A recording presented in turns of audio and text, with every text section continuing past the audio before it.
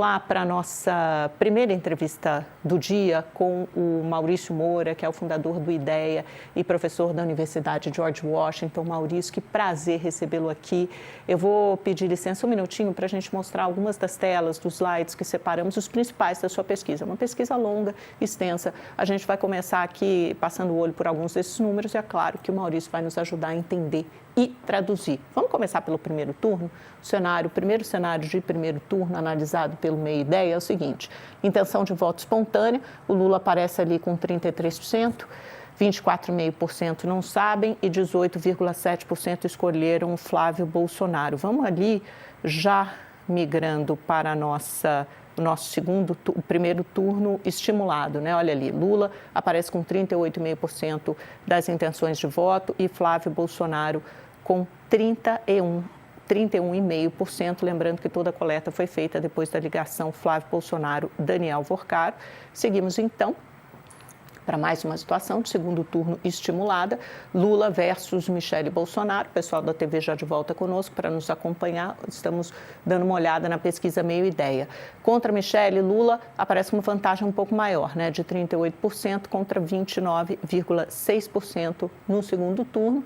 Aí temos a situação também com Zema e Caiado, outros dois candidatos da direita. Olha aí, Lula versus Flávio Bolsonaro tem a evolução de segundo turno, né? Isso, gente, eu tenho que olhar no meu celular, porque a taxa de leitura aqui fica borrada a letra. Mas o Lula, ele estava com 45,3%, ele sobe, ou ele oscila positivamente, vai de 45,3% para 46,5%, e o Flávio Bolsonaro, o Lula estava em 44,7%, vai para 46,5%, uma diferença de quase 2 pontos, e o Flávio cai, 45,3% para 41,4%. Aí realmente é uma queda aqui de 4 pontos percentuais do Flávio Bolsonaro, o que aumenta a distância entre eles, 46,5% contra 41,4%. Vamos para mais uma tela. Ronaldo Caiado, Lula tem 46 contra 40 de Caiado, e passando ali pelo Zema, rapidamente, para a gente aproveitar aqui o Maurício Moura e todo o seu conhecimento e sabedoria. Contra Zema, temos 46, é isso, gente? Contra 37? Acho que é isso, 46 e 37. E aí, a rejeição e avaliação do governo, só mais essas duas telas para a gente terminar. Rejeição, Lula continua no topo, liderando. Em quem você não votaria? É essa a pergunta que uma ideia faz. 46,7% respondem Lula, 42% Haddad e 39,8% Flávio Bolsonaro. Não teve uma mudança muito grande aí na rejeição de Flávio Bolsonaro. E aí, passando por último para a avaliação do governo, que também é um preditor importante. Olha como as curvas estão se encontrando. Antes a desaprovação era maior. Agora ela saiu de 53% para 51,4% nesse espaço de menos de um mês, né? Do dia 6 de maio ao dia 28 de maio. E a aprovação foi de 44% para 46,6%. O saldo ainda é negativo, mas essa curva está se fechando. Boa notícia para o Lula. E os serviços, a coleta foi feita entre 23 e 27 de maio e são 1.500 entrevistas por telefone com 2,5 pontos percentuais de margem de erro, 95% de nível de confiança. Agora sim, Maurício, qual foi o efeito dessa ligação do Daniel Vorcaro com o Flávio? Porque a gente vê nitidamente, mais até do que uma subida de Lula, uma queda dele. Isso significa dizer, podemos fazer essa afirmação hoje, que o Lula é favorito nas eleições de outubro, ou se a eleição fosse hoje, Lula voltou a ser favorito? Bom dia, Amanda. Obrigado por me receber aqui. É um prazer estar aqui com você. Acho que tem dois elementos que são importantes, né, Amanda? O primeiro, eu acho que você mostrou aí a questão da aprovação do governo, né? Numa campanha de reeleição, a aprovação de governo é uma variável chave para a reeleição de qualquer candidato. E o Lula, ele entrou agora numa tendência que é uma tendência comum. Todos os presidentes em reeleição costumam melhorar a sua aprovação no primeiro semestre. Isso aconteceu aqui nesses números e, obviamente, essa melhora na aprovação, ela refletiu numa variação positiva na intenção de voto dele. Agora, Agora, é verdade, é importante ressaltar o que você mencionou aí na apresentação dos números, que essa é uma situação que tem mais gente ainda reprovando o governo do que aprovando. Então, eu acho que esse é um desafio que a campanha do Lula vai ter para justamente tentar melhorar. As margens de melhora nessa campanha são muito pequenas, mas é fundamental que a campanha evolua para colocar ele numa posição de reeleição mais tranquila. Em relação ao Flávio, eu acho que ele perdeu pontos percentuais aí na simulação do segundo turno, e a gente identificou que foram em 3 segmentos, basicamente, entre os jovens de 16 a 24, entre pessoas que ganham acima de 5 salários mínimos, né, e entre pessoas que se auto-intitulam da centro-direita. Então, basicamente, ele perdeu num grupo que reprova o governo, que é antipetista, mas que, obviamente, ficou desconfortável. Aí a gente fez várias perguntas sobre conhecimento do áudio, sobre a percepção do áudio, e, obviamente, que esse grupo que eu mencionei ficou bem desconfortável, tanto é que ele saiu, mas não necessariamente ele foi para o Lula. O Lula melhorou muito mais em função da aprovação dele do que esse áudio específico do Flávio. Essa era a próxima pergunta que eu tinha que fazer. Esses votos, se não foram para o Lula, foram para onde? São votos meio flutuantes e eles podem voltar para o Flávio? Porque eu imagino que sejam votos também que resistam a votar na esquerda. Então, eles foram para indecisos, né, brancos e nulos, você tem toda a razão, obviamente que são grupos que reprovam o governo e são anti-PT. Agora, a grande questão daqui para frente, Amanda, acho do ponto de vista da opinião pública, é se esse evento do áudio do Boscaro foi um evento isolado, e aí, obviamente, o Flávio segue bastante competitivo, os números mostram isso, ou se outras coisas vão aparecer com o potencial de desgastar ainda mais a imagem dele. Essa talvez seja a grande pergunta da opinião pública. Se os eventos pararem, cessarem no momento atual, o Flávio continua competitivo, e você tem razão, provavelmente esse grupo que saiu agora dele, entre escolher votar no Lula e votar no Flávio para tirar o PT, provavelmente volta, né? Mas isso depende do futuro agora, dos acontecimentos que a gente vai ter a partir de agora.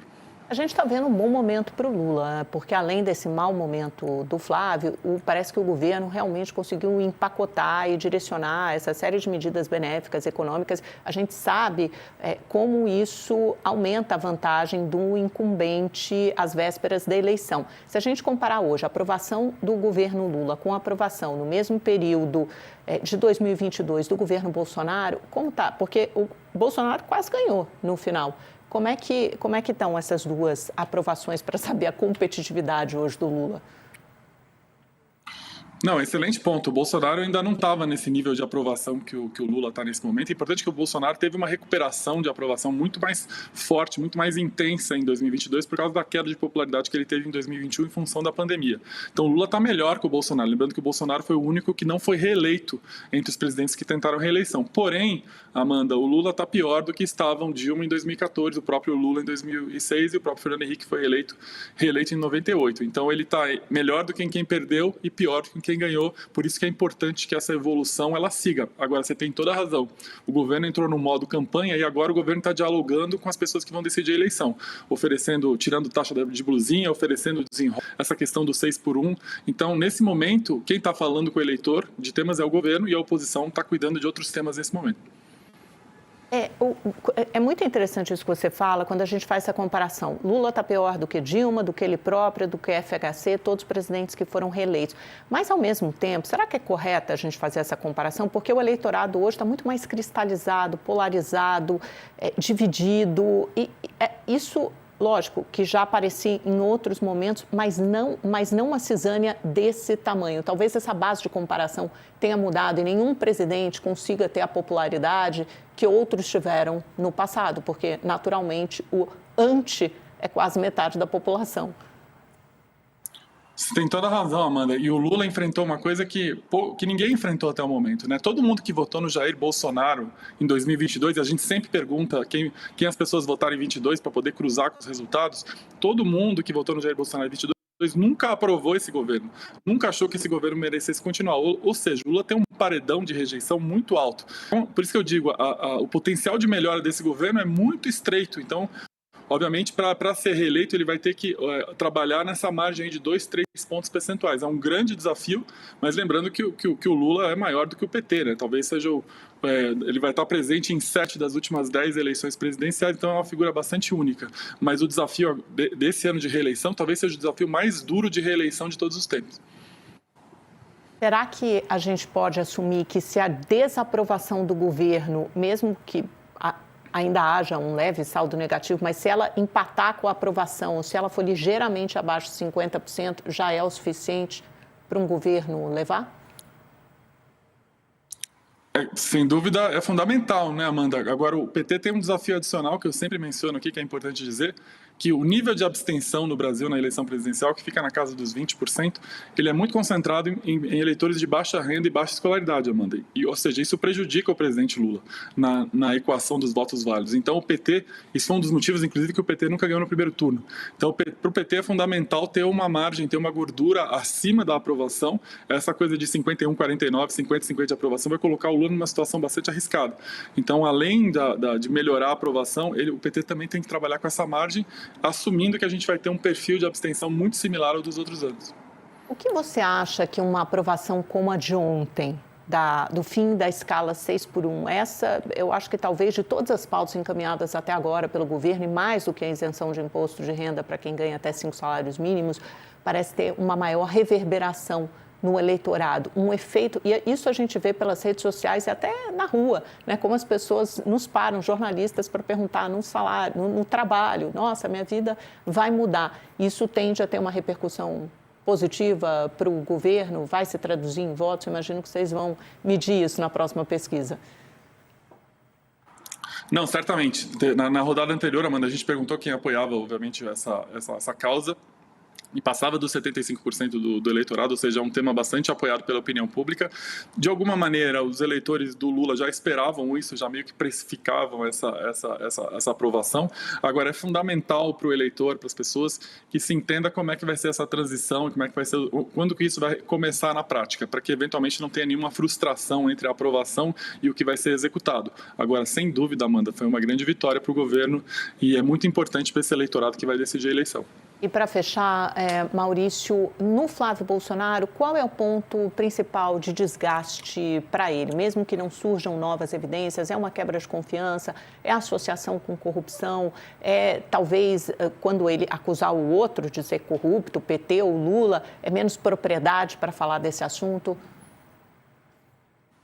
Eu acho que o grande problema do Flávio é que, obviamente, ele herdou o ativo e o passivo político do pai, ele herdou o conhecimento do sobrenome e ele herdou a rejeição. Então, as pessoas, como a gente fazia pesquisa qualitativa, Amanda, as pessoas ainda não conheciam a persona do Flávio. E o Flávio estava tentando se apresentar como uma versão mais moderada do pai. E com esse tema do Vorcaro, a primeira apresentação, o primeiro cartão de visita dele veio com, obviamente, um tema bastante polêmico, para dizer o mínimo. Então, acho que ele tem um desafio agora de construção de imagem, quem é o Flávio. Lembrando que essa eleição vai ser decidida também pela rejeição, e o Flávio, dos candidatos que estão postos aí, a pesquisa recorrentemente mostra isso, tem uma rejeição alta, e obviamente que um governo que tem essa questão de aprovação e desaprovação bastante delicada, enfrentar um candidato com alta rejeição é o melhor dos cenários. Então o Flávio agora vai ter que trabalhar a rejeição dele e tentar se distanciar aí de qualquer suspeita, né, de corrupção, de qualquer suspeita de envolvimento do Banco Master. Excelente, Maurício Moura, muitíssimo obrigada, viu, pela sua participação no Mercado Aberto. Volte sempre, até a próxima pesquisa. Obrigado, Amanda. Obrigada, bom dia.